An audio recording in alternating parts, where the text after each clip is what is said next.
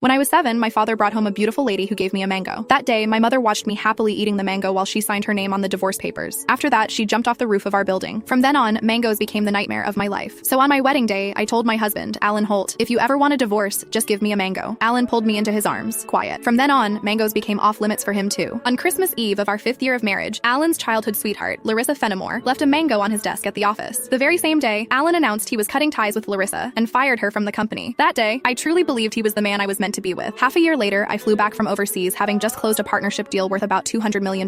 At the celebration dinner, Alan handed me a drink. After I had finished half the glass, his so-called childhood sweetheart, the woman who had been kicked out of the company, stood behind me with a big grin and asked, "Does the mango juice taste good?" I stared at Alan in disbelief, and he was trying hard not to laugh. "Don't be mad. Larissa insisted I played a little joke on you. I didn't actually give you a mango. I just gave you a bottle of mango juice." But I think she's right. The fact that you don't eat mangoes is a real problem. You were really enjoying that juice just now. My face went cold. I lifted my hand and threw the rest of the mango juice in his face, then turned around and walked away. Some things are never a joke. I wouldn't kid around with mangoes or divorce. Ms. Mendez, your stomach condition flared up again because of stress and emotional triggers. If there's something you really don't like to eat, you mustn't force it down again. The next time might not just be a stomach ache. We might have to remove part of your stomach. Stay in the hospital for observation for 1 day and contact your family as soon as you can. When I heard the doctor say that, I went completely quiet. For the sake of a new project, I had been overseas for 39 straight days, working day and night, and I finally made it back in one piece. I never expected that at the celebration dinner, 1 glass of mango juice from Alan Holt would land me right in a hospital bed. Out of habit, I tapped open my pinned chat, typed 2 words, and then realized something felt off. Looking closely, I confirmed that it was Alan Holt. He had just changed his profile picture. Now it was a green mango. While I was staring blankly at the chat window, Alan's call came through. He sounded cold. "I'm already home. Where are you?" I said nothing. Any other time, I would soften my voice and act like a spoiled little girl with him. But tonight, I honestly didn't know what to say. Alan sounded annoyed. "Myra, how long are you planning to keep this up? I'm at the hospital." Alan went quiet. He had never shown much interest in my health. He would never have guessed that 1 glass of mango juice from him would send me straight to the emergency room. "Stay put at the hospital. I'm coming over right now." I didn't want to deal with him, but my body was so weak that I didn't feel like moving at all. Time dragged by. The doctor came in to check on me 3 different times, and Alan still didn't show up. Right before I went to sleep, I glanced at my phone one last time and saw Larissa Fenimore's new post on her social feed. "Every time I get hurt, my knight in shining armor shows up. I'm so lucky." The picture under it was a shot of Alan putting a bandage on her. Larissa's profile picture was a yellow mango. It was pretty, but it made me sick. Alan and I had known each other for 10 years, and he had always known exactly where my bottom line was. After so many years in business, he also knew perfectly well how to keep a proper distance from other women. But now, he kept crossing that line again and again. In that case, our marriage and the newest project I had negotiated no longer needed to exist. I had closed a $200 million